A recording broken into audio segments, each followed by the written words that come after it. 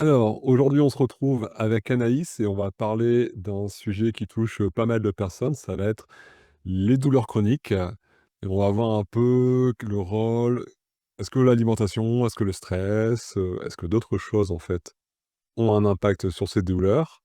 Alors, on a chacun deux spécialités différentes. Moi, je suis naturopathe. Toi, je vais dire thérapeute corporel. Je vais te laisser te présenter, en fait, pour expliquer ta pratique, vu que c'est pas quelque chose de commun. Yes, merci en tout cas, de m'avoir invitée, pour, réaliser ce petit, podcast sur les douleurs chroniques et je pense que j'apprends plein de choses moi aussi sur l'alimentation que je ne connais pas aujourd'hui donc super contente. Donc moi qui je suis? Donc je m'appelle Anaïs, je suis thérapeute psychocorporelle. Mais qu'est-ce qu'on entend par thérapeute psychocorporelle? Eh bien, je suis psychoposturologue. Alors vous allez me dire, psycho quoi? Psychoposturologue, j'en ai jamais entendu parler. Ben, c'est normal, on n'est que 2 en France, on n'est pas beaucoup donc je vais tout simplement vous expliquer ce que c'est la psychoposturologie et qui l'a créée pour commencer. Donc la psychoposturologie, c'est une thérapie qui a été créée par le docteur Philippe von Acker, qui est docteur en psychologie cognitive. Donc il a créé cette thérapie il y a une dizaine d'années. Pourquoi? Parce qu'en fait, il s'est rendu compte lors de sa pratique, hein, en tant que psychologue, qu'il y avait des choses, effectivement, qui n'arrivaient pas à être solutionnées par des protocoles de soins classiques. Que ça soit la médecine, que ce soit la posturologie, pardon, mais aussi la psychologie. Donc pas mal de symptômes, de problèmes, on ne sait pas comment faire. Donc lui, il a commencé par travailler avec un public handicapé. Notamment handicapé mental et c'est à partir de là qu'il a réfléchi à pas mal de choses et qu'il s'est dit: «Bon, il y a des choses quand même au niveau de notre fonctionnement, qui sont pas très claires». Il a eu envie de d'investiguer tout ça et c'est il y a une dizaine d'années qu'il a mis au point ce protocole. Donc moi, comment j'ai découvert? Parce que c'est aussi ça, il y a la petite histoire derrière et pourquoi, les douleurs chroniques, c'est un sujet qui me tient particulièrement à cœur parce que, en fait, moi, j'ai souffert pendant longtemps de douleurs chroniques et j'avais essayé pas mal de choses, la kiné, de l'ostéopathie, la médecine traditionnelle, mais sans succès. Donc j'ai découvert ce protocole pour pouvoir d'abord soigner mes propres douleurs chroniques et je me suis aussi formée pour pouvoir aider d'autres personnes parce que effectivement, ce protocole, bah, ça marche. Ça a marché sur moi. Donc il y a pas de raison que ça puisse pas marcher sur d'autres et ça fait un peu plus d'un an, du coup, que je pratique avec de très bons résultats sur pas mal de problématiques diverses, à traiter au cabinet. Mais moi, c'est comme ça que je t'ai connu, en fait, parce que moi, j'ai Oui. des problèmes de douleur chronique au cervical et je suis tombé sur toi, en fait, Voilà, c'est comme ça qu'on s'est rencontrés. Effectivement, Aurélien est venu au cabinet, faire, des sessions et donc a pu voir, comment je travaille, quels sont les outils que j'utilise, quels sont les bienfaits et la logique de tout ça, comment ça s'articule. Donc ça, c'est top, effectivement. Moi, c'était des douleurs, chroniques très sévères qui ont entraîné des problèmes des problèmes hormonaux, notamment des problèmes, digestifs. Donc c'est pour ça qu'aujourd'hui, c'est très important cet échange parce qu'on va aborder le lien douleur chronique et alimentation et c'est très, très, très important parce que les 2 sont liés et moi je le vois en pratique que beaucoup de personnes souffrent de ce type de problème et que les 2 sont ensemble. Donc, des personnes qui n'arrivent pas à se soigner avec des protocoles de soins classiques vont venir me voir, pour différents problèmes, que ce soit des problèmes de douleurs chroniques, donc des problèmes physiques du style, lombalgie, vertige, acouphènes, cervicalgie, mais aussi des troubles cognitifs, donc par exemple des problèmes d'apprentissage, des difficultés de concentration, mémorisation, des troubles végétatifs, donc problèmes de sommeil, problèmes de digestion, troubles digestifs, parce que certains troubles sont dus au dysfonctionnement du système nerveux, ça on en reparlera et des problèmes émotionnels, donc dépression, anxiété, angoisse, voilà. Donc des problèmes qui ne relèvent pas de la médecine ni de la psychologie. Nous, on est entre les 2 et on n'est pas du tout une médecine, alternative. Nous, le but, c'est l'équilibration psycho-posturale, c'est-à-dire ramener la personne dans son équilibre, dans son fonctionnement optimal, en éliminant le plus possible les déséquilibres. En utilisant 2 outils, surtout les réflexes archaïques et la fasciathérapie. En fait, on va venir réguler le tonus de la personne qui est contrôlé par le système nerveux pour rétablir son équilibre. Donc ça, c'est la présentation, globale, de la psychoposturologie. J'en dirai plus, après, Sinon on verra un peu plus ça en détail, par la suite. un peu plus tard effectivement. Et donc de mon côté, pour ceux qui ne le connaissent pas, moi je suis naturopathe et donc du coup, je m'occupe des problèmes de santé chroniques, et je vais en fait travailler à la cause de ces problèmes et souvent donc ça implique de revoir l'alimentation, la gestion du stress, le sommeil, l'activité physique, heu, parfois une partie posturologie sur laquelle je délègue en fait à d'autres personnes parce que effectivement c'est là où le lien se fait, entre nous 2. Et aussi en fait avoir un certain, idéal de vie en fait, avoir quelque chose qui nous anime. Ouais, c'est tous les axes en fait sur lesquels, je vais travailler et du coup c'est pour ça qu'on fait un peu le lien ici dans cette vidéo entre les 2, entre nos 2 approches, parce que c'est pas, enfin c'est une approche globale en fait qu'il faut faire. Parce la partie que je fais, la partie, alimentation, gestion du stress, c'est qui a concerné et toi la partie en fait, posture par rapport aux douleurs. Bon, Exactement. voilà, maintenant qu'on a un peu planté le décor, on va un peu plus aller en avant justement, sur ça. On va parler en fait des douleurs chroniques et définir déjà un peu ce que c'est qu'une douleur chronique. En fait, une douleur chronique, si on prend la définition de l'OMS, c'est quelque chose qui dure depuis au moins 3 mois et parfois, pour certaines personnes, c'était mon cas, ça dure même depuis plusieurs années en fait, les problèmes de cervical que je peux avoir. Et on p on distingue en fait les alertes qui vont être aiguës, donc vraiment quelque chose, enfin, qui se fait sur le moment, qui est assez fort et quelque chose qui est chronique, donc c'est quelque chose qui va revenir, qui va s'installer dans le temps, qui va être là de manière diffuse et qui peut, en fait, évoluer dans une douleur de fond, qui va être en fait fatigante au quotidien. Et du coup, on a une certaine sensibilisation du système nerveux qui se fait, c'est pour ça qu'on fait le lien avec ça. Et le corps, en fait, va garder, cette, activité nerveuse et cette douleur, présente en permanence. Exactement. Donc c'est un peu comme si on avait, j'ai même vu cette image, d'avoir, une alarme incendie qui se déclencherait à chaque fois qu'on fait aller le grille-pain. Dès qu'on fait, voilà, dès on dépasse un certain niveau, bim, en fait, l'alarme, elle est présente et ben, c'est un peu comme ça que ça se passe pour la douleur chronique, tu vois? Le niveau, il y a peut-être pas le niveau qui est bas, mais le seuil de sensibilité, en fait, il est très faible. Je sais pas si c'est assez clair? Mmh. Mmh, c'est très clair. Voilà. Et du coup, il y a différents types de douleurs, parce qu'on pense effectivement aux douleurs musculo-squelettiques, tout ce qui va être, fibromyalgie, tendinite, des mal de dos persistants, des douleurs d'épaule et des douleurs où on dit à la personne: «Bah, à la radio, tout est OK, on voit rien». Ça, c'est bon. Très Mmh. souvent. On va avoir tout ce qui est troubles digestifs chroniques, donc ça, c'est plus ces gens-là, c'est souvent qui viennent me voir, parce qu'on est plus connus en tant que naturopathe pour faire ça.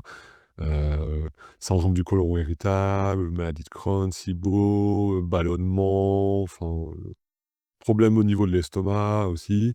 Puis après, on va aussi avoir tout ce qui va être douleur neuropathique, genre, la sciatique, par exemple et qui là, en fait, on est plus au niveau des nerfs, en fait, des problèmes, au niveau des nerfs. C'est un bon résumé. Voilà. Ou un peu un tour un peu global, on pourrait aller plus dans le détail mais c'est pas le but. Et du coup, justement, comme on disait, il y a souvent un impact, nerveux par rapport à tout ça. Et est-ce que tu veux en toucher enfin, expliquer un peu plus justement ce qui se passe, en fait, exactement? Comment ça se dérégule à ce niveau-là? Oui, alors il y a pas mal de choses à dire sur, le système nerveux. Donc moi, je vais revenir un petit peu sur ce que je fais, au cabinet avant, d'aller plus loin dans des explications. Ouais, pour dérouler le fil de pourquoi, c'est important de refaire la connexion, de pourquoi c'est important, de bien se nourrir et comment bien se nourrir. notamment quand on a des douleurs chroniques pour venir, supporter ce processus. Je vais donner quelques petites définitions qui va vous permettre de comprendre comment les douleurs chroniques s'installent et peut-être vous apprendre des choses que vous a enfin, voilà, qu'on vous a jamais dit sur les douleurs chroniques et c'est pour ça, justement que des personnes restent dans des douleurs chroniques parce qu'elles ont pas les bonnes informations. Elles sont pas sensibilisées de comment elles s'installent, pourquoi elles s'installent et justement, on se retrouve avec des personnes qui traînent des douleurs pendant des années parce qu'elles ne savent pas quelle est l'origine de leurs problèmes, malgré les suivis kinés, malgré des suivis ostéopathiques et autres. Donc moi, je suis spécialisée justement dans le traitement des dysfonctionnements du système nerveux. Donc je rappelle que le système nerveux, c'est la base de tout notre fonctionnement en tant qu'être humain et que, les animaux ont aussi, un système nerveux, c'est très important pour notre fonctionnement. Pour vraiment faire simple, parce que le but c'est pas d'aller dans le détail, c'est, toutes les informations qui vont être reçues en fait, par notre corps qui, vont être agencées de telle façon à ce qu'on puisse fonctionner. Donc les fonctions de digestion, les fonctions, de respiration, tout ça, tout ce qui se fait en automatique. On ne pense pas forcément: «Ah je dois faire ci, je dois faire ça», sauf si vraiment on fait la respiration, consciente.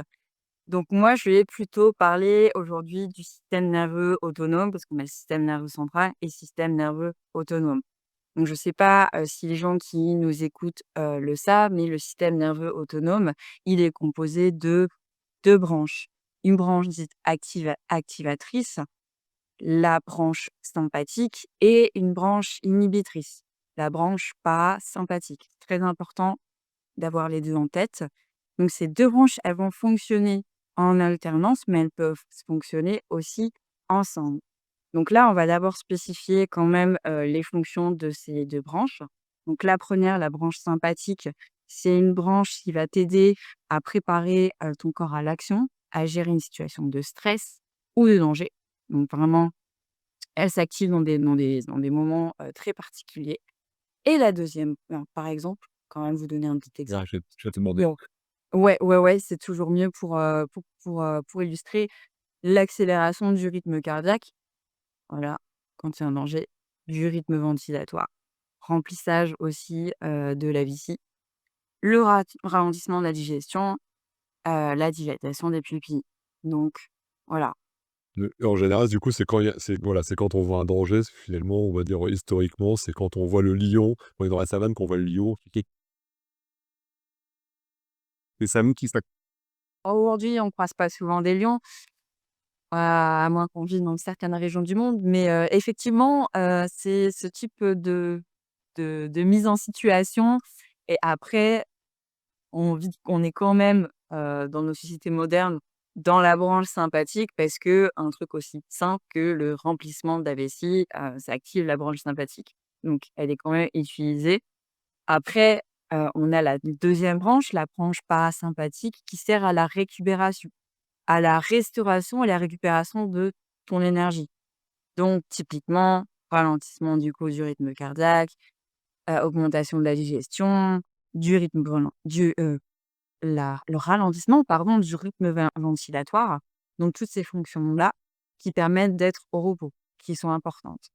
Donc forcément, quand on sait tout ça, on peut se dire que effectivement, il vaut mieux être la plupart du temps dans le parasympathique que tout le temps dans le sympathique. Parce que du coup, on se crame, on se crame, on se crame, on se crame, parce qu'on est tout le temps dans l'activation. et beh, quand on est dans des sociétés toujours, enfin, stressantes, assez souvent, les gens, en fait, ils sont beaucoup plus souvent, côté sympathique que parasympathique. Exactement. Certaines personnes vont être bloquées, dans ce qu'on appelle effectivement, cet état, d'être toujours, dans cette activation, donc soit le fight or flight, hein, la fuite, ou la lutte, donc toujours sur le qui-vive, dans l'hypervigilance, dans le «qu'est-ce qui va se passer?», le stress chronique et c'est ça qui effectivement, qui est très mauvais pour nous, pour notre santé et qui peut faire qu'effectivement on va se cramer et avoir des problèmes de douleurs chroniques, de somatisation. Ça, on va en reparler plus en détail, effectivement. Donc moi, je le mentionnais tout à l'heure, j'utilise, 2 outils, les réflexes archaïques et la fasciathérapie. Donc la fasciathérapie, on en parlera un peu plus, tout à l'heure. Mais du coup, il faut savoir que ces 2 outils sont ceux que j'utilise au cabinet et ils sont très importants. Pourquoi? Parce qu'en fait, là, on va faire le lien avec le système nerveux. Effectivement, si vous avez déjà entendu parler des réflexes, je ne sais pas si tu connaissais les réflexes avant de venir me voir, Aurélien? Heu, ouais, j'avais déjà fait quelques séances avant, en fait. J'avais déjà entendu parler, par une ostéopathe, avant. Donc tu connaissais, mais c'est vrai qu'il y a pas mal de personnes qui ne savent pas ce que c'est, ce que sont les réflexes. Donc, je vais vous donner une petite définition tout simple. Donc les réflexes archaïques, si vous avez jamais entendu parler de ça, ce sont des réactions stéréotypées, prévisibles, innées et automatiques présentes chez le bébé de 0 à 3 ans. En fait, ce qu'il faut se rendre compte, c'est que, bah, quand on arrive, voilà, quand on est contrairement à nos amis les animaux, on vient pas au monde sur nos 2 4 pattes. Voilà. On est un petit peu livré à nous-mêmes, heureusement qu'il y a papa, maman, parce que sinon, voilà, on n'est pas, capable de faire grand-chose. Eh bien, ce qu'il se passe, c'est que on a ces réflexes, différents réflexes, il y en a plusieurs, qui vont nous aider à nous développer. C'est un petit peu une sorte de béquille que le bébé va utiliser le temps qu'il puisse s'élever, donc se mettre sur, plusieurs appuis. C'est plusieurs appuis et puis, après arriver à 4 pattes et après arriver sur ses 2 pattes. Voilà, on va dire ça comme ça. Mais moi, je peux parler de Là mon cas parce que je me souviens d'un des réflexes que j'ai retravaillé et c'est que je savais pas ramper.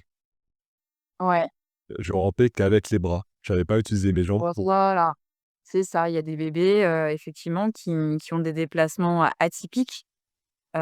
Atypiques, un peu bizarres. Par exemple, ils se déplacent sur les fesses, ils se déplacent effectivement, sans utiliser les jambes, ou en n'utilisant qu'une seule jambe. J'ai une maman l'autre jour qui m'a apporté une photo où on voit clairement que sa fille, elle utilise qu'une seule jambe pour avancer. Donc ça, c'est intéressant si vous êtes parent de regarder comment votre bébé, bah, marche, comment votre bébé marche, comment il fonctionne, quand il est, sur ses 4 pattes aussi, parce qu'il y a des bébés qui font, du faux 4 pattes, c'est-à-dire que leur 4 pattes, il est pas bon et ça va avoir un impact. C'est-à-dire que, la nature est bien faite. Normalement, si on suit bien le déroulé, si on ne perturbe pas le processus, si toutes les conditions sont réunies pour que le bébé se développe bien, eh bien, normalement, il va réussir à bien se développer. Parce que c'est quoi le problème avec les réflexes? Bah, les réflexes, comme j'ai dit, c'est une béquille. Donc une béquille, normalement, on l'utilise un certain temps. C'est-à-dire que passé l'âge de 3 ans, on n'est plus censé retrouver trace de ces réflexes. On dit que ces réflexes s'intègrent.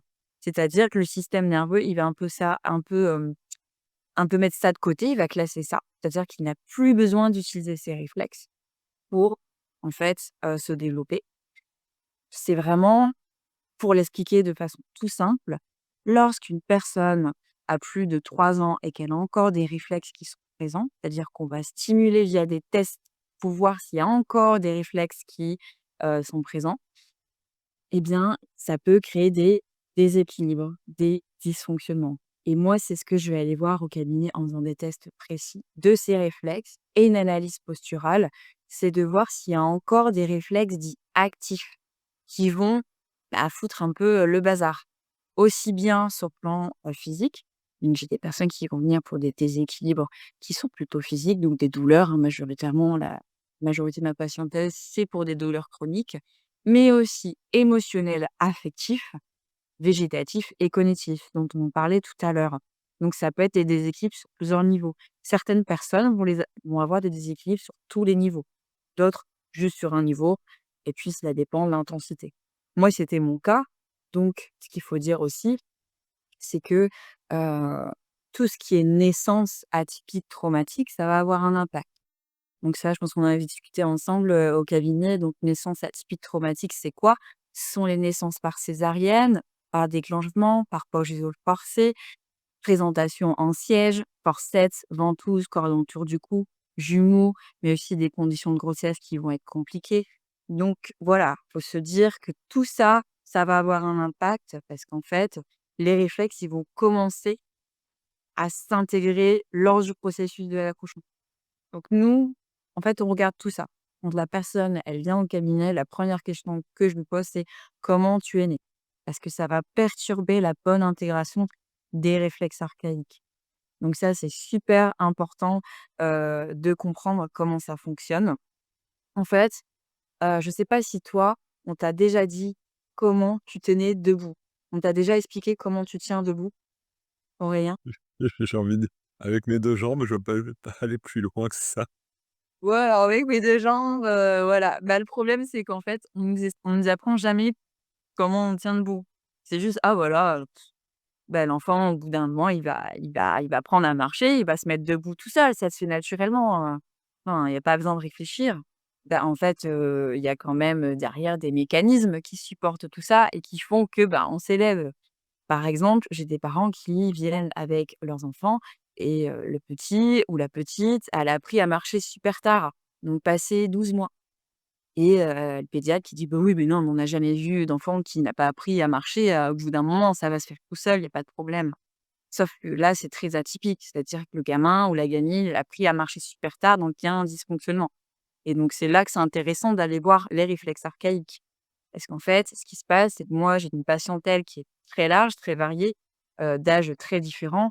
Tu as aussi bien des petits, qui ont 4 ans que, la dame qui a 50, 60 ans passés, qui ont des difficultés, des déséquilibres, des douleurs chroniques. Donc moi, le but, c'est d'aller regarder ça, d'aller voir où ça bloque et on a de la chance, c'est réversible. C'est-à-dire que ce que je fais au cabinet, ça va être d'intégrer des réflexes pour retirer les déséquilibres. Donc on voit bien en fait, que, le système nerveux, il va gérer tout ça et que c'est intéressant d'aller voir les réflexes archaïques. Mais c'est quoi en fait le lien, qui nous intéresse aujourd'hui surtout avec l'alimentation et ce que je retrouve le plus souvent au cabinet et ce qui m'est arrivé moi aussi, dans ma situation personnelle? Bah, il y a beaucoup de personnes qui vont avoir associé à ces douleurs chroniques, du stress chronique, des traumatismes, pas mal de choses et surtout, le problème, c'est que pas mal de ces personnes vont être aussi en errance de soins. Je ne sais pas si c'est un peu aussi le cas des patients qui viennent te voir, mais moi, mes patients parfois, ça fait 10, 15 ans qu'ils sont, voire plus, dans cette boucle en fait, cette boucle médicale et qui vont chercher, des solutions sans les trouver, en fait. Oui, bah, en naturopathie, c'est un peu pareil, hein, tu des gens qui viennent, parfois c'est: «Vous êtes ma dernière solution». Voilà, dernier recours, hein. Ouais. Ouais. Ouais, ouais et donc ce qui peut se passer, c'est que forcément, au bout d'un moment, bah, on s'épuise dans le processus. On s'épuise donc moi, j'ai envie de parler d'un docteur qui a théorisé un truc qui est super intéressant et que je pense ça va parler à tout le monde et surtout aux personnes qui sont restées très longtemps avec des douleurs chroniques ou des problèmes chroniques. C'est ce qu'on appelle le syndrome général d'adaptation. Je sais pas si tu en as déjà entendu parler? Oui, oui. OK, super donc c'est le docteur Hans Heil qui a mis ça au point. En fait, ce qui va se passer, c'est que, quand il y a un stresseur négatif, donc quelque chose qui va vraiment mettre à mal le système et qui va nous ébranler, donc par exemple une douleur chronique, eh bien, ce qui va se passer, c'est que, le système nerveux, il va se mettre en alerte. Donc c'est ce qu'on disait là, le système, sympathique, il va activer. Il va activer, il va dire: «Oh là, il y a un problème, il faut que je réagisse, il faut que je fasse quelque chose». OK. Si il a de la chance et qu'il réussit à trouver la solution à son problème, ça devrait vite passer. On devrait vite revenir dans le parasympathique. Donc ça, top. Mais parfois, c'est pas le cas. C'est-à-dire que parfois, on ne trouve pas la solution au problème. Tout simplement, ça permet aussi d'expliquer les personnes qui souffrent de stress post-traumatique. C'est-à-dire que le stress post-traumatique, le trauma, ce sont des personnes qui n'ont pas réussi à trouver la solution au niveau de leur système nerveux. Ils sont restés bloqués, en fait. Ça a créé un figement, ils sont restés bloqués, ils n'ont pas réussi à sortir de cet état, de blocage, pour revenir dans l'état parasympathique. Voilà, il y a une trop grande activation encore de du sympathique. Je sais pas si ça va, si tu arrives à me suivre? Oui, oui, tu Donc qu'est-ce qui va se passer? C'est que en fait, bah, l'organisme, il va commencer à être dans cette phase de résistance, de lutte. OK. Il va venir puiser à fond les ballons dans ses réserves énergétiques en mode: «OK, bah, le cortisol, hein, on en parle beaucoup en ce moment. «Allez, je vais lâcher du cortisol parce qu'il faut que je résoudre ce problème». Sauf que parfois, en fait, on n'arrive pas à le résoudre et on s'épuise. Et là, c'est la phase d'épuisement. Et donc normalement, à la fin de la phase d'épuisement, bon, bah, c'est pas très joyeux, mais c'est la mort. L'organisme, voilà, hein, tout simplement, c'est comme ça que ça se passe. En tout cas, c'est ce que je remarque moi au cabinet et c'est ce qui s'est passé pour moi. C'est-à-dire que le fait est d'être resté dans une errance de soins pendant très longtemps et du coup dans du stress chronique et un état, sympathique à fond la caisse, ça m'a épuisée. Ça m'a épuisée et ça a engendré des troubles divers. Donc j'avais parlé de troubles hormonaux, mais aussi de problèmes de dysbiose, donc digestifs, des problèmes au niveau des menstruations. Voilà, donc ça va venir dérégler tout ça. Pour Dérégler faire pour faire entre la partie phase épuisement et la mort. Ouais, on a quand même, enfin, la plupart des enfin, pour venir sur quelque chose qui est assez commun maintenant, on a la partie phase d'épuisement, le burn-in, le burn-out. Ouais. En général, c'est en fait, c'est les gens qui arrivent au burn-out, justement, c'est la fin de cette phase d'épuisement, en fait, où là, le corps n'a plus de cortisol à générer, donc du coup, en fait, C'est les ça. hormones. Moi, c'est ce qui m'est arrivé, hein. Mmh. J'avais plus assez je produisais plus assez de cortisol, donc mon stock complètement, vidé, les glandes surrénales, complètement à plat, vraiment, heu, des grosses carences, vraiment, en fait, bah, il y avait plus de ressources énergétiques pour m'aider à continuer le chemin et en fait, le problème, c'est que par derrière, ça déclenche d'autres troubles, d'autres problèmes. Parce que le corps dit: «Eh, allez, aide-moi à trouver la solution, donne-moi la solution» et toi, tu sais pas, tu sais pas, tu sais pas, tu sais des choses. Bon, j'ai fini par trouver et le but, bah, en faisant cette vidéo, c'est aussi de vous aider à trouver, justement, hein, tout ça. Donc c'est ça qui se passe. En fait, au niveau des somatisations, au niveau du système nerveux. Donc il y a beaucoup de grands spécialistes qui en parlent de plus en plus, hein. Je ne sais pas si tu connais, Bessel van der Kolk, qui est le grand spécialiste du traumatisme, qui montre bien, bah, que des personnes qui sont, traumatisées vont avoir plus de risques de développer des maladies auto-immunes, des douleurs chroniques, tout ça. Un livre, c'est ça, Le corps n'oublie rien? Le corps n'oublie rien que je recommande pour les personnes, qui ont, souffert de traumatisme, qui veulent, comprendre tout ça et puis, aussi, peut-être que tu connais Gabor Maté qui en parle aussi beaucoup, notamment de toutes les personnes qui développent des maladies, des cancers, parce qu'en fait, au niveau psychologique, au niveau des traumas, ça ne va pas. Donc en fait, c'est ça qui est important, c'est de voir que le travail pluridisciplinaire en psychologie, en naturopathie et aussi en psychoposturologie, ça permet d'aller rééquilibrer tout ça, de remettre, bah, les compteurs à zéro, hein, voilà. De réaliser ce qu'on appelle l'allostasie, je ne sais pas si tu connais le terme? Ah ouais. Parce que les gens sont plus familiers avec l'homéostasie. Ouais. Heu, Mais l'allostasie, c'est ce qui permet justement de faire l'homéostasie, c'est, quand il y a vraiment du stress chronique, qu'il y a des difficultés, des stresseurs au niveau interne. C'est vraiment ça. La l'homéostasie, c'est ce qui permet de garder les choses de façon plutôt constante au niveau, par exemple, de ta température, besoin du moment, voilà. L'allostasie, c'est plutôt au niveau interne, ce qui les stresseurs internes. Donc pour pouvoir faire une bonne homéostasie, il faut faire une bonne allostasie. Donc moi, mon allostasie, elle était donc après, bah, il faut remonter. Après voilà, il y a des choses qui sont très complexes. Par exemple, je ne sais pas si tu es familier avec les poils gelés, qui est un problème assez complexe?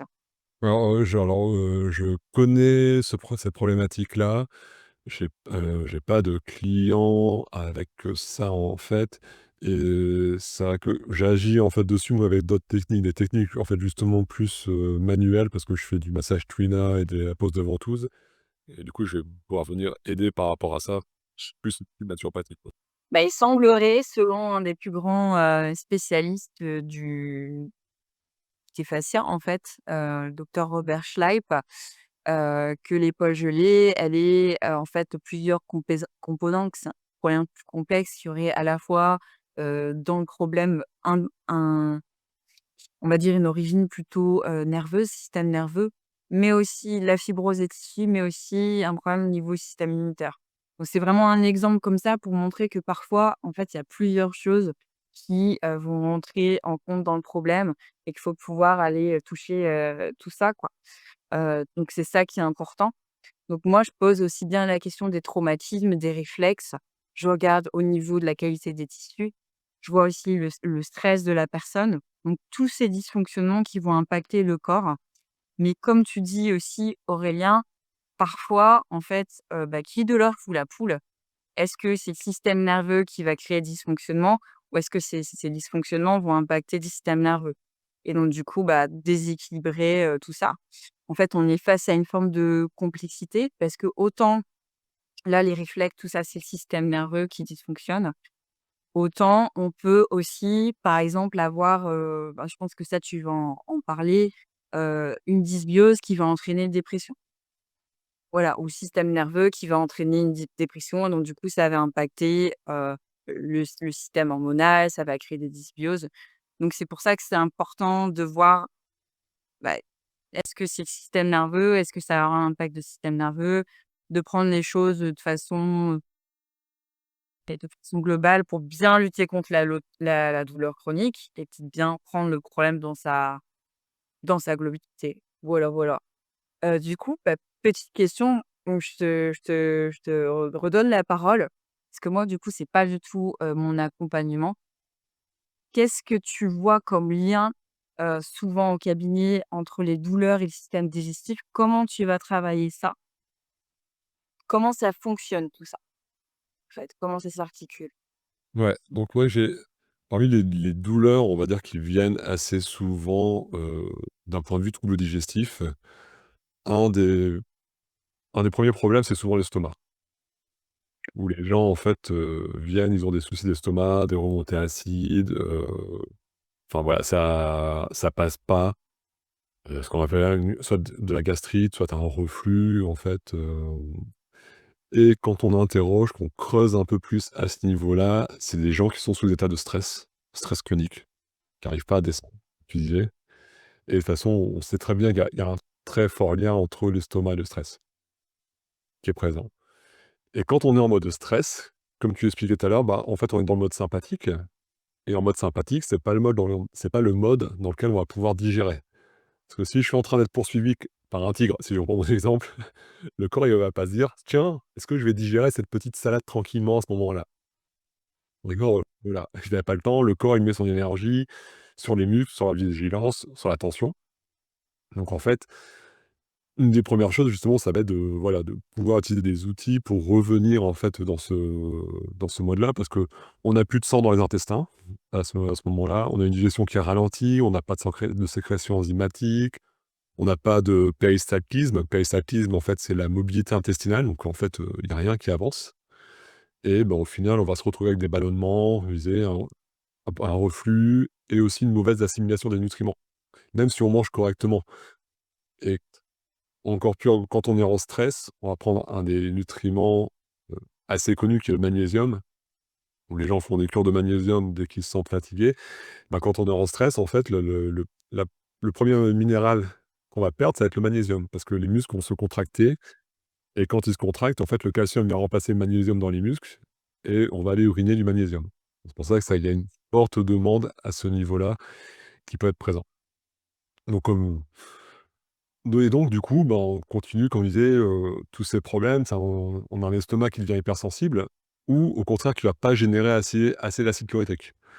On a assez souvent les 2 cas, c'est pas forcément simple de les distinguer et les gens en fait, donc on peut faire quelques tests, assez simples, vinaigre de cidre par exemple, voir si ça améliore ou si ça empire au niveau de l'estomac. Ah moi, ça n'empirait, hein. J'ai Ça testé. empirait. Ouais. Oh! Pas top.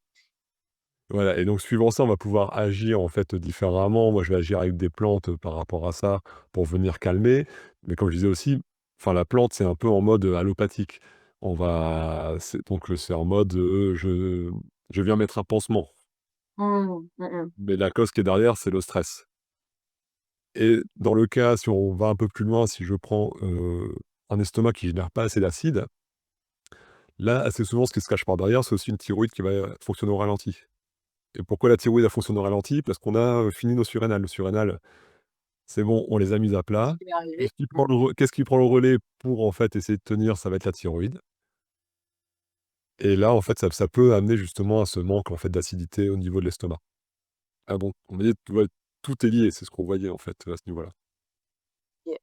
Et si ça fonctionne pas bien, on peut aussi aller vers une dysbiose, comme tu le disais, en fait, qui va être présente. Donc la dysbiose, là, ça va être on va avoir les mauvaises bactéries au niveau intestinal qui vont être présentes. Donc on peut soit avoir, des ballonnements qui vont être super présents, on peut avoir beaucoup de gaz aussi, odorant, pas odorant, ça va nous orienter vers certaines, problématiques, qui sont assez différentes, en fait. Et donc tout ça, ben, on voit sur, toujours la gestion du stress, mais après travailler, en fait, aussi l'alimentation. Donc il va falloir rééquilibrer le microbiote. Enfin déjà faire un peu un nettoyage des toxines, en fait, qui vont être présentes. Parce que toutes ces mauvaises bactéries, pour revenir dessus dans le cas de la dysbiose, ben, elles vont être pro-inflammatoires. Donc en fait, ça va laisser passer les toxines dans le sang, ça va ouvrir la barrière intestinale. On va avoir ce qu'on appelle une hyperperméabilité et ce qui va donner une réaction, en fait, ce qu'on appelle une inflammation de bas grade, en fait, qui va être présente. Alors, on va faire un nettoyage, puis après on va venir renforcer cette barrière intestinale, puis on va venir au besoin repeupler avec soit des probiotiques ou soit, moi ce que je conseille plutôt, c'est plutôt prendre des fibres prébiotiques. Donc en fait, de toute façon, c'est tout ce qui va être manger des légumes, des fruits et des légumes en fait, pour pouvoir venir les bonnes bactéries. Ouais. Ouais, ouais. Et Bah, pour revenir ouais, vas-y. tu décris exactement ce qui moi m'est arrivé, en fait, hein. Heu, L'hypothyroïdie, les glandes surrénales à plat, ouais, exactement. Voilà et puis après une fois que la thyroïde fonctionne moins bien, on a encore un lien avec les ovaires justement dont tu parlais qui est présent dans vraiment cet axe, surrénal, thyroïde, ovaire, les 3 qui fonctionnent ensemble et du coup, quand ça se dérégule, voilà. Bah, tout part en live et ouais, ouais, ouais et puis il y a quand même beaucoup de femmes, de jeunes femmes qui n'ont plus du tout, de règles normales, hein, beaucoup de femmes qui souffrent de leur menstruation et c'est aussi intéressant du coup d'aller regarder tout ça, hein, effectivement. Mais ça aussi, ça fait partie des on l'a pas évoqué avant, mais ça fait partie des douleurs chroniques aussi, enfin que je vois assez souvent, en cabinet. Presque systématiquement malheureusement aujourd'hui, hein, j'ai envie de dire, hein. Et il faut bien faire aussi enfin, dire aux gens que c'est pas normal en fait de devoir vivre avec cette douleur. Exactement, exactement. C'est commun mais pas normal, ce qui n'est pas du tout la même chose. C'est vrai parce que tout le monde a mal, que tout le monde a «mal au dos» entre guillemets, que c'est normal, qu'on doit rester comme ça, le corps humain il est pas fait pour souffrir, c'est pas viable. Ouais, c'est comme, on va dire l'expression à laquelle il faudrait un peu tordre le cou aussi, c'est si à 50 ans, tu pas de douleur, c'est que tu es mort. Je sais pas si tu as déjà entendu celle-là? Waouh! Non, voilà. Je pense que c'est une expression qui tombe un peu et justement c'est peut-être enfin pour moi c'est pas normal forcément qu'on se retrouve en fait, se dire c'est, du coup, de normaliser le fait d'avoir ces douleurs. C'est ça, c'est complètement une fausse croyance, je veux dire, non, c'est ce qui n'est pas normal, c'est d'être tout le temps dans un état de douleur et de stress et de souffrance, point. Ça, c'est sûr. Même par rapport aux règles, là, c'est normal d'avoir mal quand on a ses règles, non. Moi, avant mes problèmes de dos, je n'avais jamais, jamais mal. Je fanfaronnais parce que ça me faisait une j'avais rien du tout, hein, j'avais pas mal pendant mes menstruations, j'avais pas mal avant. Donc il y a pas de raison en fait et j'ai des copines qui n'ont pas mal, hein. Il y a pas de raison d'avoir mal, à ce moment-là. Voilà. Et je vais revenir un peu du coup, parler un peu avec le lien avec la dépression, savoir qu'on a ce qu'on appelle l'axe intestin-cerveau qui est présent et cet axe, il fonctionne avec le nerf vague. Tu vois, je suppose que tu sais un peu tu sais ce que c'est? Ouais, j'ai dessus aussi. Voilà, on va dire, c'est vraiment l'axe de communication entre le cerveau et le ventre et quand il fonctionne bien, bah, en fait, justement, c'est là, on va bien digérer, on va bien récupérer, mais si, en fait, il fonctionne pas bien, c'est là qu'on va avoir tout ce qui va être troubles digestifs, anxiété, fatigue, en fait, qui vont être présents et le nerf vague, c'est vraiment celui qui agit sur, sympathique, parasympathique, qui est en lien avec ça et cet axe de communication, bah, quand on a de l'inflammation au niveau intestinal, cette inflammation va remonter par le nerf vague. Mais on a aussi, on va dire, tout ce qui va être une grosse partie des neuromédiateurs qui sont générés au niveau intestinal. Ça, l'influence, en fait, au niveau des neuromédiateurs. qui va venir après mettre dans des états d'angoisse, d'anxiété, de dépression, qui va venir aussi jouer à ce niveau-là. Donc en fait, le lien entre la digestion et les douleurs et ces états anxieux dépressifs, il se fait, à ce niveau-là. Ouais, ouais, ouais. Et donc Exactement.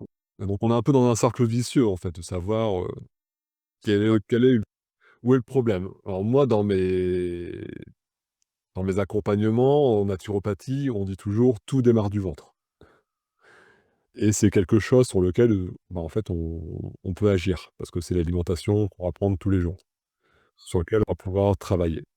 Donc ça, le ventre, la gestion du stress. Donc, pour le stress, un des axes en fait, assez facile aussi sur lequel on peut travailler, c'est notre respiration. Les gens, on peut, voilà, faire, réapprendre à respirer correctement. Je disais, tu parles du mode sympathique, parasympathique. L'inspiration, c'est le mode, qui active le mode sympathique, qui active le mode, combattre, fuir ou combattre.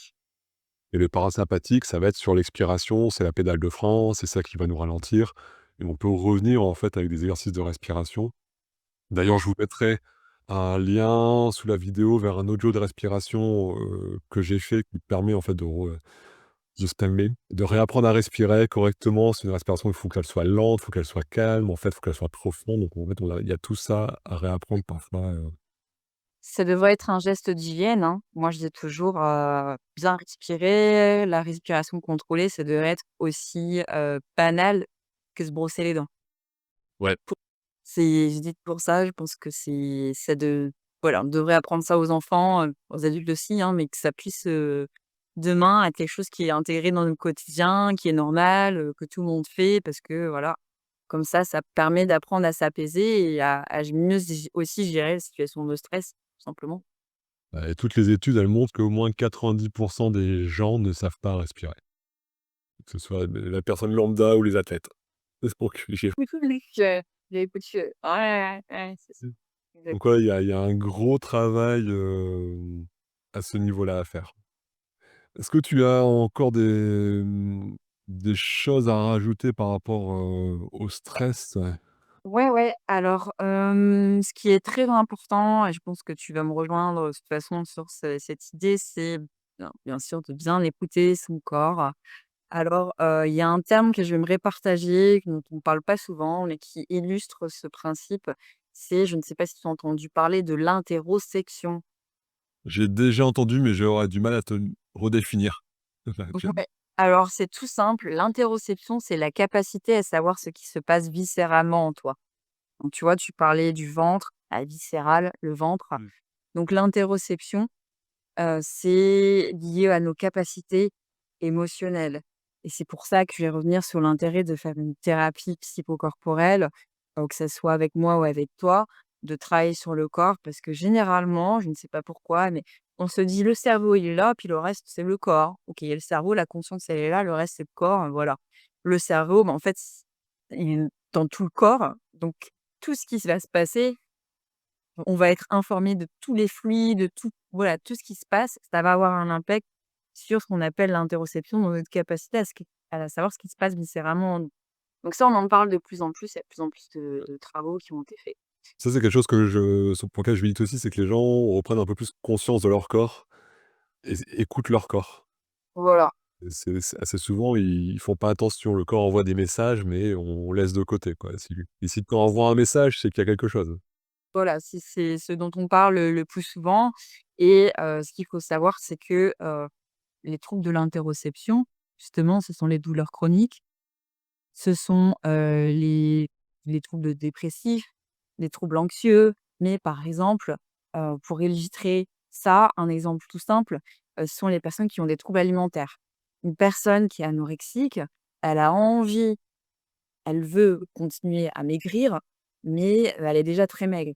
Donc c'est une personne qui va avoir ce qu'on appelle une faible interoception.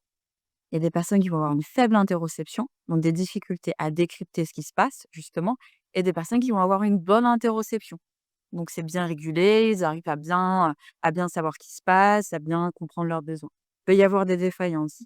Donc c'est pour ça que c'est important, de faire un suivi aussi avec un psychologue, parce que, certaines choses peuvent être adressées uniquement par un psychologue et aussi, d'apprendre à gérer son stress, de travailler sur le système nerveux, donc via, par exemple, les réflexes. Donc pour des personnes qui ont des réflexes non intégrés, là, il va y avoir des difficultés au niveau de l'interoception, par exemple.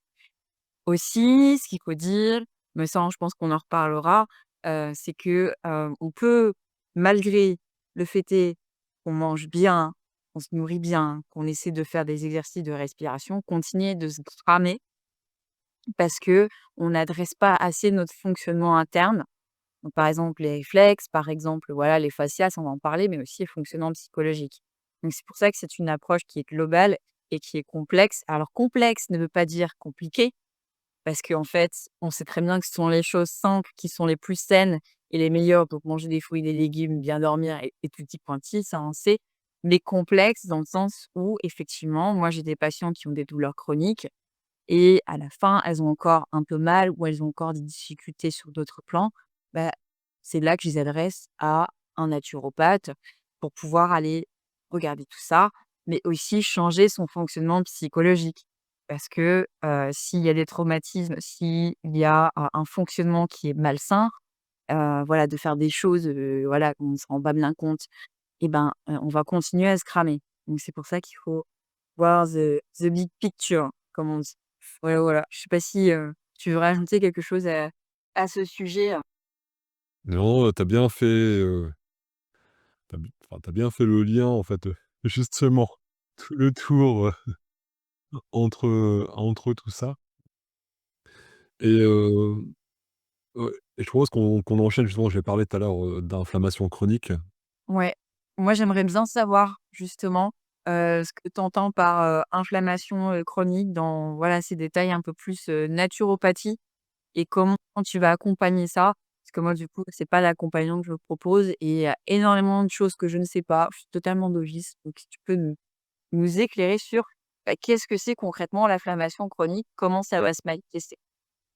Bah, déjà, je pense qu'on peut déjà pour différencier, parler de l'inflammation aiguë, donc par exemple, tu vas te tordre la cheville, tu vas te faire une infection, ça va gonfler, ça va chauffer, ça va faire mal. Ça, on est tous d'accord, on a tous connu ça, c'est une réaction qui va être assez rapide et assez visible et le corps, il va envoyer des cellules immunitaires, ça va réparer ça, ça va neutraliser la menace. Voilà comment ça se passe. L'inflammation chronique, on appelle aussi l'inflammation de bas grade.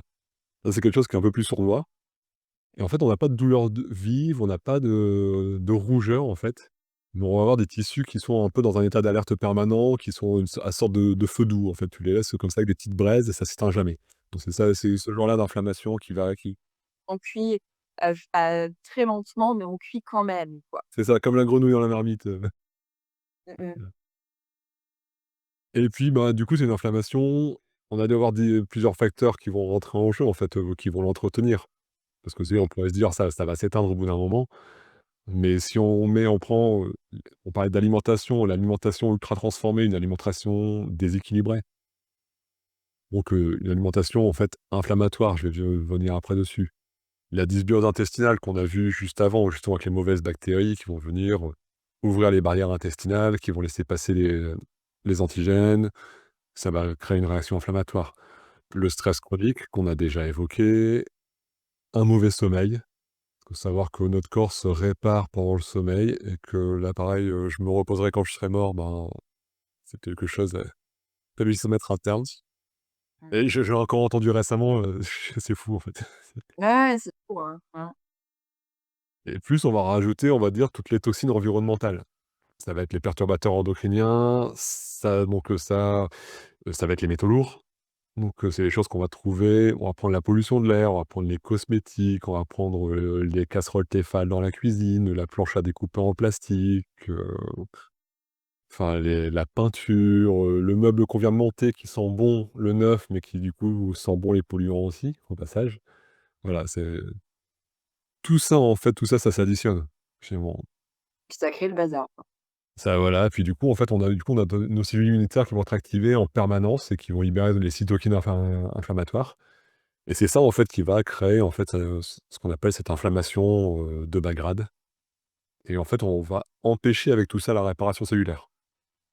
Ouais et En moi fait j'ai le vu, moi je te coupe, j'ai vu qu'on était quand même plus ou moins dans de l'inflammation chronique et dans des problèmes métaboliques. J'ai lu le chiffre pour les États-Unis, Bon, alors là-bas, c'est encore pire, mais je serais pas étonnée de retrouver le même constat ici en France et en Europe, quoi. Ouais, puis ça pour le savoir, en fait, il faut vous avez une inflammation aiguë, votre médecin, il va vous faire la CRP sur votre, prise de sang, ça va vous donner le marqueur, au moment donné. Mais pour le savoir vraiment, il faudrait faire la CRP ultrasensible, parce que là, on va plus soit, bah, faut passer par un médecin fonctionnel qui fait ça, soit il faut le faire soi-même, en fait. Et là, on va avoir une indication, par exemple, pour vraiment avoir un visuel de savoir où on en est par rapport à ça. Mais c'est un des marqueurs, c'est pas le seul. Si on a une ferritine qui est trop haute, et ben, on a aussi une inflammation parce que en fait, notre corps, il se dit: «Ben, je vais stocker le fer plutôt que de le donner à manger aux mauvaises bactéries». Bon, voilà, je simplifie un peu ce qui se passe. Et du coup, c'est un signe d'inflammation. Donc en fait, on a différents marqueurs comme ça qui sont présents, qu'on peut voir. Après, sachant qu'avec tous les troubles aussi, quand on fait une anamnèse, qu'on voit une liste de troubles, on peut deviner cette inflammation, en fait, de bas grade. J'ai déjà éliminé, des causes, des déséquilibres, en disant: «Faites plus ça, ça, ça», parce que c'est aussi comme ce que tu fais, c'est comme ce que je fais moi au cabinet. C'est-à-dire que le but, c'est d'éliminer le plus possible de choses qui entravent le patient et qui font qu'il a ces symptômes, quoi. Ouais. Donc un des 1ers leviers, ça va être l'alimentation.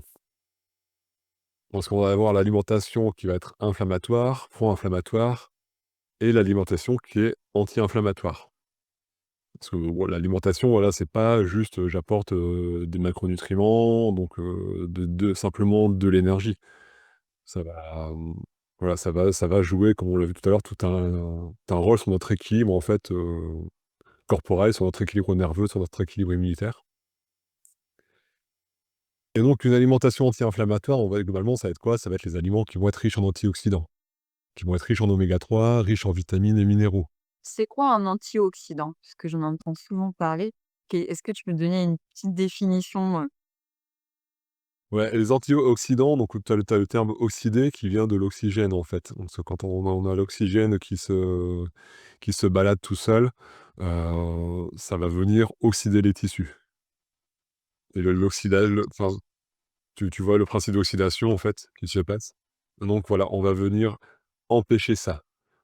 Empêcher cette oxydation qui est un des un des un une des problématiques. L'oxydation, l'inflammation, la glycation, c'est les 3 axes. La glycation, c'est le trop de sucre, en fait, dans le sang. L'inflammation, c'est de ce dont on parle, aussi. Du coup, les 2 vont venir agir dessus.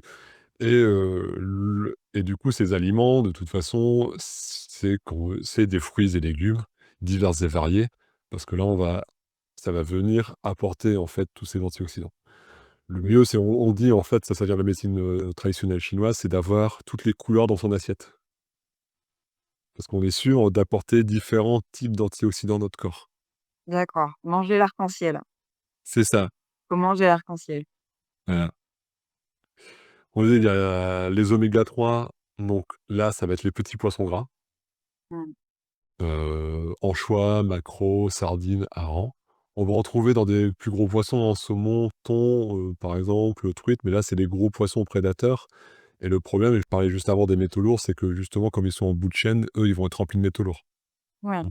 Est-ce que la sardine, les petits poissons du supermarché, est-ce qu'on peut les manger, en boîte ou est-ce que toi tu dis, non? Non, j'ai pas de souci à manger, des boîtes de sardines, en fait, à ce niveau-là.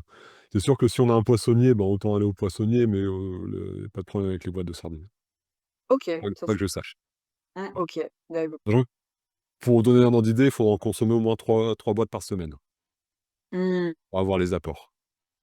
OK, 3 fois par semaine. Bon, OK. voilà, pour les gens, parfois, pour les gens, parfois, ça fait un peu beaucoup, donc c'est pour ça que souvent on Bah, doit, fini la sardine, hein. ouais, faut aimer la sardine, et assez souvent, je complémente les gens, en fait, à ce niveau-là, quand il y a besoin. Parce que quand tu leur dis 3 fois par semaine, déjà, ils en mangent une fois par mois, Oui, oui ou même pas parce qu'il y a beaucoup de personnes qui consomment pas de poisson. ouais. Donc on a ça. Après, on va en retrouver un peu dans des graines de lin aussi, en fait, voilà, mais là, c'est vraiment en très petite quantité. Et il faut pas se faire avoir aussi sur tous les produits, toutes les huiles ou les margarines qui annoncent, riches en oméga 3. Heu, Parce qu'en fait, là, on est sur un des précurseurs Et ce précurseur-là, en fait, dans la chaîne des oméga 3, transformation des oméga 3, c'est vraiment le 1er précurseur. Il va te convertir entre 5 et 10 seulement, qui va passer. Donc il faudrait boire une demi-bouteille d'huile par jour. Ouais. C'est pas évident et je pense que tu vas avoir d'autres problèmes aussi avant de régler tes apports. Ah, clair. Voilà. Plus tout ce que je disais, tout ce qui est vitamines et minéraux, en fait, voilà, c'est pareil. Là, ça va être les apports en fruits et légumes divers et variés, qu'il va falloir, heu, qu'il va falloir apporter. De toute façon, c'est la base. Les aliments, donc là, on a vu un peu ce qui a été anti-inflammatoire. Les aliments pro-inflammatoires, parce que là, c'est ce qu'on va devoir réduire, ça va être tous les produits ultra transformés, forcément, parce que là, il y a tout et n'importe quoi dedans. Mmh. Assez souvent, du sucre raffiné. Là, le sucre, c'est vraiment quelque chose, qui est inflammatoire. On va rajouter de l'alcool, évidemment. Tout tout ce qui va contenir des additifs, tout ce qui va contenir des graisses trans. Alors maintenant, je pense que les gens font assez attention, ils en ont entendu parler, mais à ce niveau-là. Tout ce qui va être, les sources, d'oméga 6, donc je parlais des oméga 3, mais on a les oméga 6 qui, eux, sont pro-inflammatoires, donc il nous en faut un tout petit peu, mais pas beaucoup. Et mais on a des ratios quand on fait, les ratios, faudrait être à un oméga 3 pour, aller 3 oméga 6. Ça dépend en fait, qui fait les normes, on est entre un 1 pour 1, 1 pour 3, 1 pour 4. Ça, c'est d'avoir un bon ratio, mais non, c'est quelque chose qu'on peut faire mesurer en laboratoire et on se rend compte que les gens sont à 1 pour 15, 1 pour 20, par exemple. Et voilà. Donc il y a beaucoup trop d'oméga 6. Oméga 6, c'est toutes les huiles végétales industrielles, en fait, toutes les huiles à base de graines. L'huile de tournesol que je vois beaucoup que les gens utilisent, en fait. C'est, Ouais, s'il faut virer, faut mieux, huile d'olive, voilà, beurre. prendre une huile d'olive. Alors le beurre, faut faire attention, tout le monde ne peut pas, mais là on part sur d'autres sujets, mais pas forcément en lien avec l'alimentation. Enfin, pas avec, l'inflammation, je veux dire. Ouais, OK. Donc voilà, c'est vraiment, je pense que si on élimine, en fait, comme je disais, ces sources-là, donc que ce soit les produits ultra transformés, les sucres, les oméga 6, tout ce qui est alcool, additif, et les mauvaises graisses, les graisses trans. Si on va aller un peu plus loin, on va éliminer le gluten et les laitages, parce que là aussi, la gliadine, en fait, elle va être inflammatoire. Au niveau des laitages, tout le monde, ne réagit pas pareil, mais c'est aussi inflammatoire. Alors, à part si vous allez sur du lait de ferme, en fait, qui a pas été mélangé avec d'autres laits où les enzymes n'ont pas été cassées, enfin voilà, là, vous pourrez ça sera mieux, à Ouais. ce niveau-là. Donc voilà, en fait, comment on va un peu un peu calmer le feu qui est présent dans les intestins.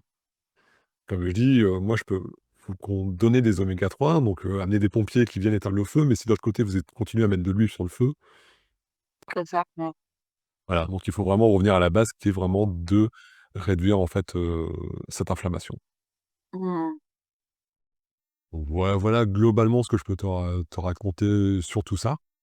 Mmh. Ouais, on peut rajouter, on peut parler du rythme alimentaire, de manger à heure régulière, en fait, qu'on a déjà dit, heu, de faire, heu, de faire des protocoles particuliers si on a des ballonnements, ou parfois de faire un protocole, sans FODMAP pendant un mois avant de les Je réintroduire. vois.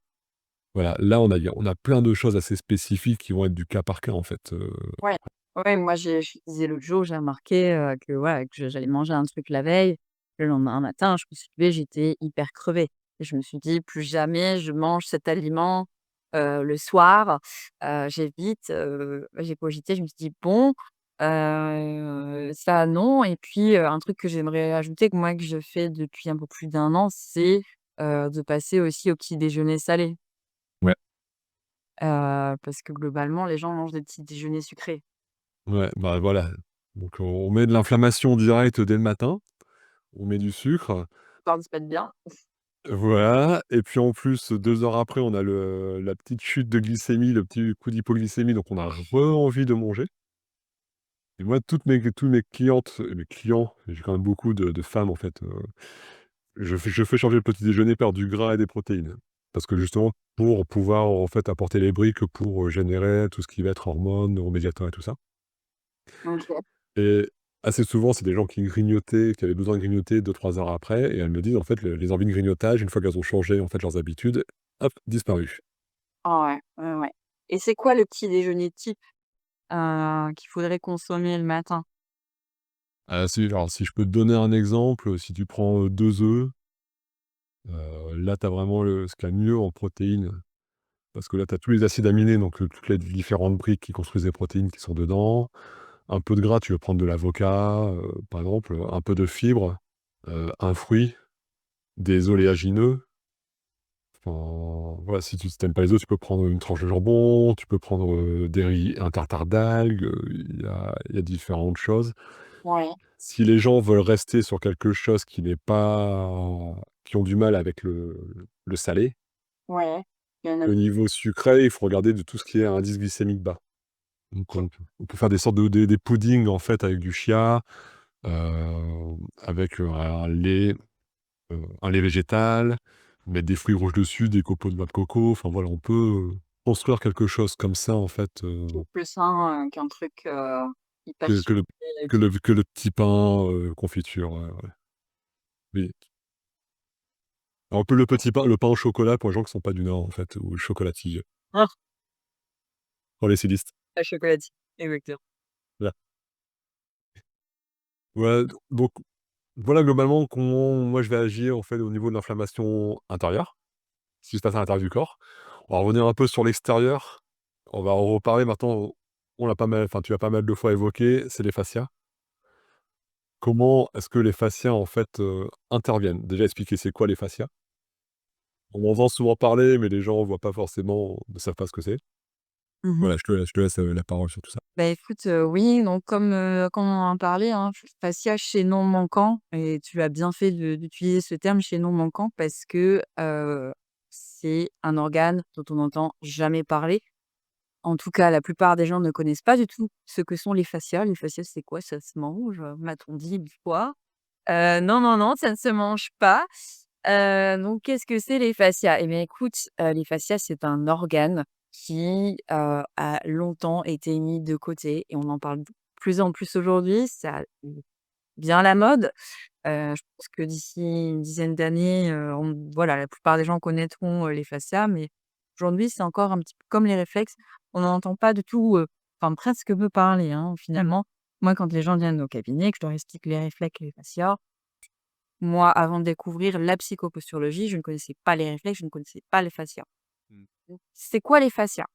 Les fascias, ce sont des membranes de tissu connectif qui sont assez élastiques, qui vont envelopper et soutenir toutes les structures du corps humain, comme les muscles, les os, les nerfs, les organes, les méninges et même le cerveau. Ça a formé une matrice tridimensionnelle qui va assurer la stabilité, la protection et la mobilité du corps, en permettant en fait aux différentes parties du corps, bah, de glisser, de bouger, donc d'être mobile. C'est une matrice qui est tridimensionnelle. Donc moi, ce que j'aime bien faire, en fait, au cabinet, c'est utiliser une image en particulier, celle de l'orange. Quand tu coupes une orange, que tu regardes la pulpe de l'orange, tu vois des petits filaments blancs qui tiennent toute la pulpe. Sinon, bah, il y aurait pas d'orange, voilà, il y aurait pas de fruits. Bah, nous, c'est la même chose. En fait, il faut s'imaginer, de toute façon, je vais vous montrer après, des petits filaments blancs comme une énorme toile d'araignée et ça tient tout ensemble. Il y a l'image aussi du lapin, qui c'est qui tu ouais, alors oui, tu la connais pas. Tu as déjà vu, en fait, à la télé, quelqu'un dépecer un lapin? Alors c'est souvent, tu vois qu'il y a en fait, un léger fil blanc, en fait, un tissu blanc et ben, en fait, le fascia, c'est ça, en fait. Quand tu vois, si jamais tu vois ça, enfin, ou les gens qui ont déjà vu ça, voilà ce que c'est que le fascia, c'est que c'est la membrane qui entoure et qui est blanche, en fait, qui entoure, en fait, On parle souvent plutôt du filet de poulet, mais le lapin, OK, Oui, si. possible aussi. De toute façon, effectivement, les animaux en ont aussi, hein, clairement. La petite histoire du fascia et pourquoi, bah, c'est un organe qui est mal aimé, qui a été sous-estimé pendant des années. C'est, parce que lors des premières dissections, donc nos ancêtres, quand ils ont commencé à s'amuser, à trifouiller parce que, bah, en fait, voilà, c'est bon, j'ai envie de voir ce qui se passe au bout d'un moment, dans la machine et bien, quand ils se sont dit: «Mais c'est quoi ce truc blanc là? Qui sert à rien, qui nous empêche de bien voir les organes.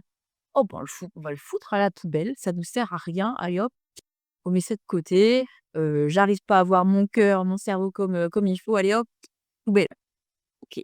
Eux, ils se sont dit à l'époque: «Oh mais c'est un simple remplissage, ça n'a aucune fonction. C'est juste là pour remplir, voilà, combler les trous». Oui, mais non. En fait, c'est vraiment un organe à part entière et un organe très important. Parce que vous en avez de la tête aux pieds, en fait, hein, des fascias. Donc, non, messieurs, dames, le fascia ne sert pas à rien. Il a beaucoup d'utilité, il est très important et aujourd'hui, on se rend compte à quel point il est hyper, hyper important. Donc, ce qui s'est passé, c'est que, bon, bah voilà, ils l'ont mis de côté. Il faut dire aussi à leur décharge qu'ils n'avaient pas les outils qu'on a aujourd'hui pour bien voir comment ça fonctionne. Donc, bon, on peut les comprendre qu'à l'époque, voilà, ils se sont dit: «Bon, on ne sait pas trop ce que c'est». Donc, bah, pendant longtemps, ça a pas été vraiment étudié, ça a été, voilà, un peu mis de côté, on leur a pas donné leur pleine, voilà, leur pleine lumière, leur pleine importance. Donc là, vraiment, on y au plus, il y a des moments où on revient dessus aujourd'hui. Donc ce qu'il faut savoir, c'est que déjà, pour commencer, il y a 4 types de fascia. Les fascias superficiels, le fascia profond, les fascias internes et les fascias viscéraux. Et que le fascia, eh ben, il va être influencé par pas mal de facteurs. Le stress, dont on a souvent parlé aujourd'hui, les traumatismes, les opérations, les accidents, mais aussi les réflexes archaïques non intégrés. Parce que les réflexes archaïques non intégrés, qu'est-ce qui va se passer? Ça va venir bloquer les tissus. Donc, nous, on va aller retravailler dessus, donc avec ce qu'on appelle la fasciathérapie. Pour vous expliquer ça, j'ai mon petit jouet, voilà, que Aurélien, m'a trouvé sur internet, je le remercie. Donc une petite démonstration. Donc ça, c'est le modèle du fascia. Je sais pas si tu as déjà entendu parler de la tenségrité? Ouais. Bah, j'ai eu un cours sur le fascia donc dans l'école, je Ça, il l'explique bien, ça c'est cool puisque c'est pas toutes les écoles de naturopathie qui investiguent le fascia. Donc la tenségrité, c'est un terme architectural, hein, pour les architectes qui nous écoutent. Donc qu'est-ce qui va se passer? Donc tu vois là, c'est plutôt bien équilibré, on peut le constater, c'est plutôt bien équilibré. Il y a un jeu de tension entre, les petites cordelettes et puis, les petits, comment on va appeler ça? Les petites barres. Donc c'est assez équilibré. Là, ce qui va se passer, c'est que le fascia, il peut se bloquer de 2 façons. Ce qu'on appelle le blocage, alors je vais essayer de vous le faire aujourd'hui, le blocage en cours et le blocage en long. Donc qu'est-ce qui se passe quand je fais ça? Rien. Qu'est-ce qui se passe? Je te fais travailler. Ah bah, ça vient un peu étirer toute la partie haute, Ouais. la Du coup, la partie basse, la partie basse. qu'est-ce qui se passe au niveau de la partie basse quand je fais ça? Bah, tout se retrouve regroupé, enfin, je Voilà, bah, c'est aussi simple que ça. Passe, c'est que là, on va avoir ce qu'on appelle en bas un blocage en cours, en anglais locked short et en haut un blocage en long, locked long. Donc ce qui va se passer, c'est que ici, ça va comprimer effectivement. Donc on va avoir un excès de flexion qui va entraîner de l'autre côté un excès d'extension du tissu. C'est ça qui se passe. Et oui. Donc, par exemple, pour vous montrer ce que ça donne sur le corps humain, petite démonstration sur moi, sur ce que ça fait, un blocage. Donc, on va prendre l'exemple de l'épaule enroulée. Bah, ce qui va se passer, c'est qu'ici, ça va être bloqué en cours et ici, bloqué en long. Ouais. Ce qu'on veut faire, c'est en fait redonner au tissu sa longueur initiale. C'est ça la fasciathérapie, en fait. Donc, le blocage en long, le blocage en cours, ce qui est assez paradoxal et bizarre, étrange pour les gens, c'est qu'ils peuvent dire: «Oh là là, je suis hyper tiré, hyper, ou hyper comprimé plutôt de ce côté-là». Mais alors en fait, au niveau du tissu, c'est pas du tout ce qui se passe. Ce qui se passe au niveau du tissu, c'est que c'est allongé, en fait. On veut rétablir la longueur, en fait, du fascia. C'est aussi simple que ça. Donc en fait, le fascia, la fasciathérapie, c'est ça. C'est remettre les fascias dans leur longueur initiale pour que toute la structure, ça puisse bien communiquer. Parce que ce qu'il faut savoir, c'est que forcément, là, tu vois, comme tu me disais, ici, je bloque. Donc, aux alentours, bah, ça va venir créer un blocage en cours. Et de l'autre côté, ça va créer cette étendue, ce blocage en long. Ça montre bien qu'il y a des connexions qui sont assez éloignées. Oui. Ce que j'allais dire, ça peut avoir des problèmes, en fait, d'un bout du corps à l'autre, en fait. C'est ça et ça, c'est le travail donc tu m'as dit que tu l'avais vu dans ton cours donc de naturopathie de Thomas Meyers. Donc Thomas Meyers qui est un thérapeute, manuel américain qui a beaucoup travaillé sur les fascias, qui est un grand spécialiste, que j'ai eu la chance de rencontrer, l'année dernière, il me semble, lors d'une section, workshop à Paris et donc en fait, ce qui se passe, c'est que, dans le corps humain, vous avez des grandes autoroutes de fascia, des grandes chaînes donc vous pouvez avoir un blocage à l'épaule, très mal à l'épaule, mais le nœud, il est plus bas Mmh. parce que vous avez différentes chaînes. Donc là, par exemple, je mentionne une chaîne qui s'appelle la chaîne spirale qui va passer comme ça et ces différentes chaînes, elles vont permettre toute la mobilité du corps. Donc les extensions, les flexions, les rotations, les adductions, enfin voilà, tout ça. Donc nous, c'est ce qu'on regarde. Donc quand le fascia est bloqué, bah, problème. Nous, le but, c'est hop, on va rétablir la bonne santé du tissu, la bonne longueur pour que ça puisse, bah, glisser naturellement. Donc c'est ça qu'il faut vraiment retenir du fascia et ce qui va nous intéresser aussi, c'est que le fascia, eh bien, il est innervé par le système nerveux. Donc il y a une connexion aussi avec le système nerveux et toutes ces connexions éloignées, bah, tout ça, il faut le prendre en compte pour bien comprendre. Et effectivement, on va revenir sur notre sujet qui est vraiment l'alimentation. Ce qui va influencer le fascia, c'est aussi l'alimentation, l'hydratation et le respect des rythmes circadiens. Par exemple, on sait qu'un fascia en bonne santé, c'est un fascia qui est hydraté, qui retient bien l'eau. Un fascia qui est sec, ben, ça va créer une tension excessive et donc du coup, aussi une fibrose. Donc par exemple, si vous avez l'habitude d'aller beaucoup aux toilettes, il se peut que vos tissus ils soient trop secs, qu'ils retiennent aucune eau et que vous deviez, tout de suite, évacuer. Voilà, typiquement. Quand le fascia, il va être excessivement tendu, donc qui va être bloqué comme je viens d'expliquer, ça va créer une fibrose. Donc une fibrose, bah, c'est une accumulation de tissu. En fait, les fascias, ils vont proliférer dans les chaînes qui sont hyper faibles pour pouvoir, en fait, bah, réussir à quand même, pouvoir fonctionner, pouvoir bouger. Mais en fait, oui, tu vas pouvoir bouger, tu vas pouvoir faire, des choses, dans ton quotidien, mais peut-être avec une grande raideur, un manque de souplesse, de mobilité et c'est là que tu vas commencer, potentiellement à avoir des douleurs chroniques. Voilà.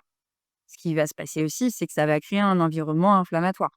Donc oui, où là, on comprend bien, bah, le lien avec tout ce qu'on disait tout à l'heure, l'inflammation et tout ça. Donc bon, important d'avoir des fascias en bonne santé parce que ça va aussi influencer la régulation des fluides. Outre l'eau, on a aussi la lymphe et le sang. Ça va avoir un impact dessus. Parce que plus c'est comprimé, moins c'est fluide, moins c'est mobile, bah, plus, ça va être compliqué. Et là, on revient aussi sur le terme dont j'ai parlé tout à l'heure, l'interoception. Bah, si, vous avez des fascias qui sont très, très, très bloqués, vous allez vous sentir comme si c'était une carapace, une grosse armure que vous allez porter et puis, bah, aussi au niveau psychologique, vous allez Ouais. très plus figé, plus fermé, voilà, c'est pas juste les douleurs, hein. Le fascia, vu qu'il est connecté au système nerveux, ça a des impacts assez impressionnants, aussi au niveau psychologique et pour revenir à tout ce qui est digestion, ça, c'est vrai que j'en ai pas parlé, mais les réflexes et les fascias, je parlais, hein, de troubles digestifs que je prends en compte au cabinet, pas tous, hein, parce qu'il y a des choses sur lesquelles j'ai pas d'accès, mais ça peut jouer. C'est-à-dire que là, j'ai une patiente qui est, plutôt en diarrhée constamment. Le fait est d'avoir travaillé profondément les fascias du ventre, de l'abdomen, ça lui a permis, en fait, d'être moins dans, ces phénomènes de diarrhée, chronique, par exemple. On a aussi des réflexes archaïques, ça j'en ai pas parlé, qui vont avoir un impact sur la digestion. Donc c'est ça aussi là, un système nerveux, ça peut vraiment, voilà, envoyer. Donc un fascia en bonne santé, ça lui permet de se sentir beaucoup, beaucoup plus léger. Et je vais revenir sur, Bessel van der Kolk, hein, enfin, je l'aime beaucoup. Il en parle justement, lui, il a fait une thérapie fascia, il a fait plein de thérapies, donc c'est un psychiatre, hein, américain, et il a dit effectivement, la thérapie qui l'a le plus aidé, c'est la thérapie des fascias. Donc c'est pour ça qu'on peut aider pas mal de personnes avec diverses problématiques en travaillant sur les fascias. Pas, que les douleurs chroniques, pas, hem, que les problèmes de mobilité, en fait. Donc c'est ça qui est assez intéressant et je vais aussi ajouter quelque chose, c'est on parle beaucoup des muscles, les muscles, les muscles, faut avoir des bons muscles, mais il faut savoir que dans les fascias, il y a 6 fois plus de capteurs sensitifs que les muscles. 6 fois plus, c'est énorme. C'est six fois plus, voilà, c'est pas rien. Donc il faut vraiment, mesurer en fait, tout simplement l'importance de ce tissu qui a été vraiment, mis de côté et là aujourd'hui, il y a de plus en plus de recherches, plus en plus d'outils et je pense que d'ici quelques années, voilà, heu, beaucoup plus de personnes vont être au courant de ce que sont les fascias. Mais ce que je voulais rajouter aussi, c'est que forcément, le lien avec notre sujet, donc on a parlé d'hydratation, c'est aussi bah, le fascia, c'est fait de collagène. Donc qui dit collagène, bah, dit alimentation et dit, qualité du tissu. Donc moi, la question que je voulais te poser, c'est aussi des questions que des fois je me pose au cabinet, hein, quand je travaille avec mes patients. C'est à quel point l'alimentation va jouer sur la qualité du collagène? Ouais, c'est vrai que le collagène, c'est un peu, on va dire, c'est un peu parfois le complément à la mode, Exactement. avec des études qui disent tout et leur contraire. Pourtant, on est assez perdu, hein. Il y a une semaine, le collagène, c'est très bien, la semaine d'après, tu as une étude qui montre que ça sert à rien, globalement. Mais bon, le collagène, globalement, il faut savoir que de toute façon, ça diminue avec l'âge. Donc là, c'est quelque chose sur lequel il va falloir faire attention. Mmh. Et c'est quoi le collagène? En fait, c'est une protéine, qui structure, du coup, la protéine, ça sert à structurer le corps et qui est une des les plus abondantes dans le corps humain. C'est ce qui donne la solidité, la souplesse, l'élasticité, donc justement tout ce dont on parlait. Que ce soit pour les fascias, mais aussi la peau, les tendons, ligaments, cartilage. Donc si on veut produire du collagène, en fait, on va avoir besoin d'ingrédients qui sont assez précis. Parce qu'on peut avoir du collagène en poudre, mais après, il va falloir pouvoir le reconstruire. Donc on va forcément, il y a du collagène, on va en retrouver dans les aliments, en fait, déjà. Je reviendrai dessus après. Mais déjà, qu'est-ce qu'il va falloir, en fait, pour, construire du collagène? Donc les acides aminés, donc à la base, donc je te disais, une protéine, ça se décompose en acides aminés. Donc là, il nous faut de la glycine, de la proline et de la lysine. C'est les 3 acides aminés. OK. Heu, de la vitamine C, donc ça, tout le monde, est au courant de la vitamine C, on va manger des fruits. Du zinc, du soufre, du coup, ça peut être dans les œufs, dans l'ail, dans l'oignon, dans tous les bradicacés, donc tout ce qui va être, chou. Mmh. Et effectivement, on revient sur un bon état digestif pour assimiler tout ça. Et ça me fait je pense à un truc aussi de base pour la digestion, c'est la mastication. Si on veut bien assimiler, faut déjà bien mastiquer. Ouais, parce qu'il y en a qui mastiquent pas du tout, hein. Ils fourrent tout dans la bouche. Mmh. Ah ah. Ah ouais, ouais, ouais. Ouais, ouais, ouais. C'était ouais, effectivement.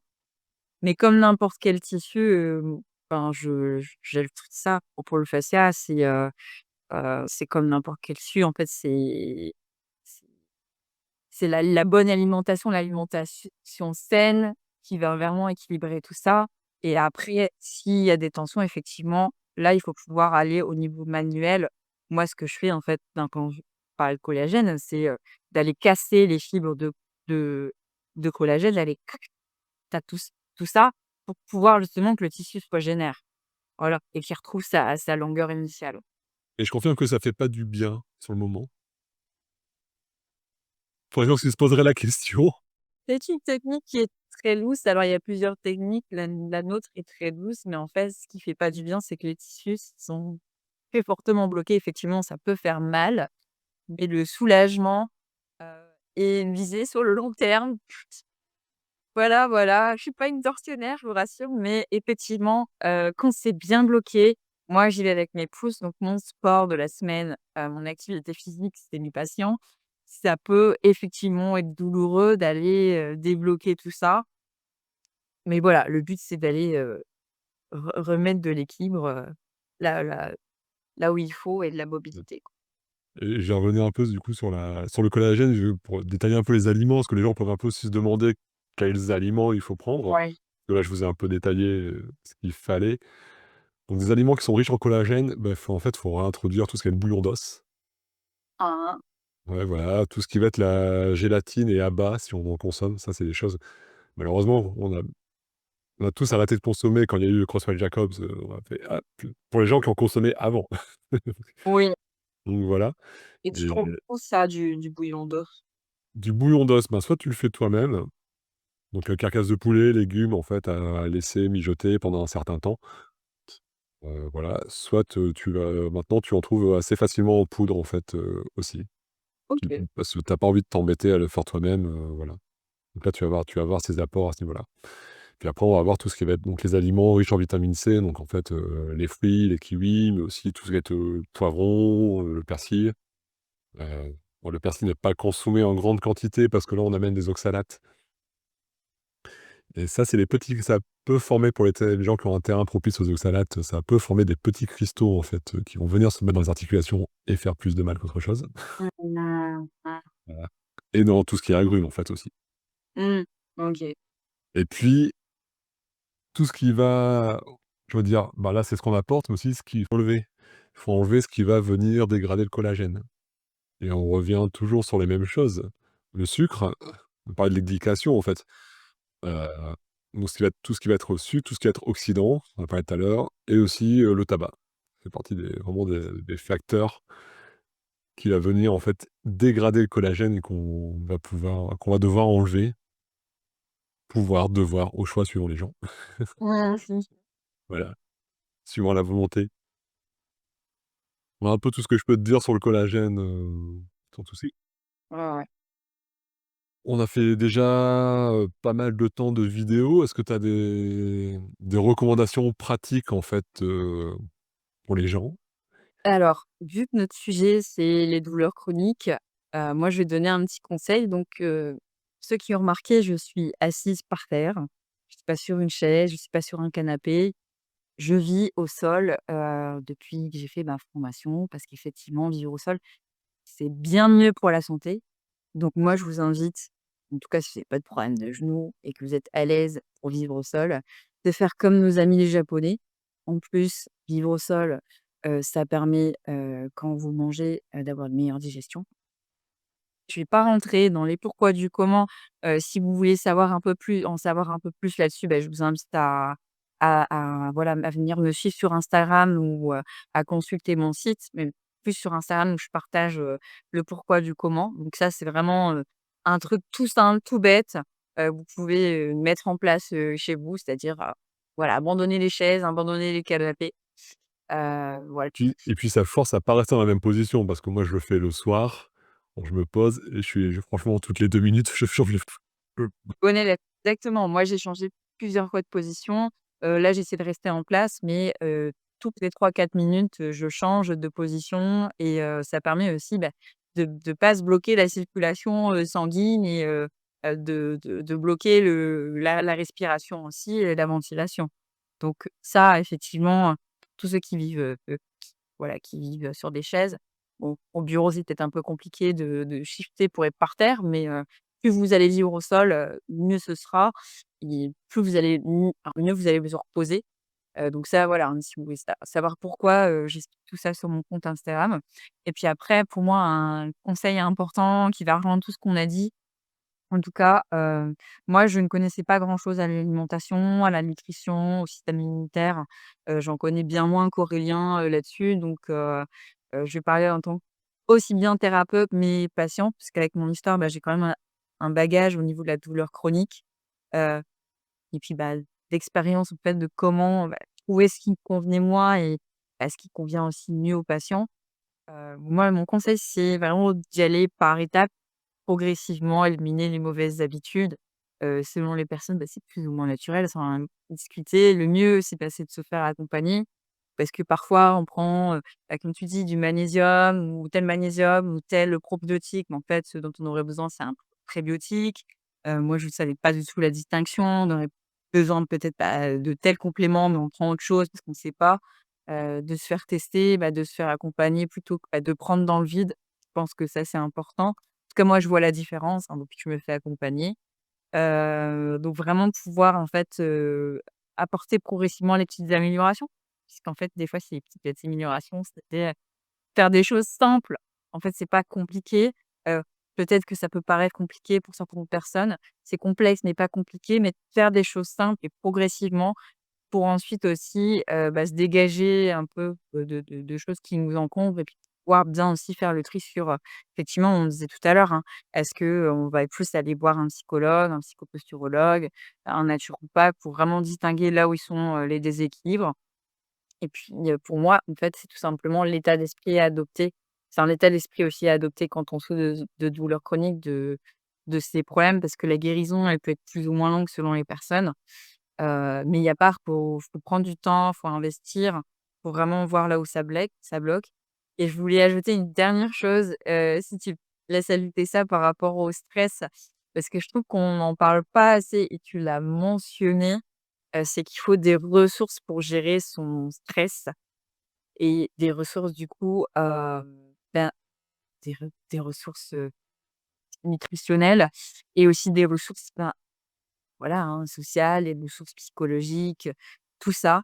En fait, le stress en soi, il est pas, c'est pas négatif d'avoir du stress. Parce que les gens, ils me disent: «Ah, je peux plus de stress». J'ai 2 dames qui m'ont dit récemment, hein: «Faudrait que je sois tout le temps en vacances.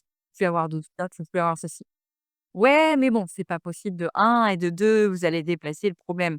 En fait, la vraie solution pour moi, c'est pas de fuir le stress, d'être dans la fuite du problème, ce que parfois certaines personnes, c'est d'aller augmenter vos ressources, Ouais. de vous fortifier, de vous rendre plus fort en vous faisant aider et puis surtout, de pas attendre que ça aille mal pour agir. J'en sais quelque chose, hein, parce que moi, du coup, dans mon errance de soins, de solutions, en fait, on galère et puis après on se retrouve, en fait, à avoir beaucoup plus de problèmes parce qu'on laisse les choses traîner. Donc de pas laisser les choses traîner.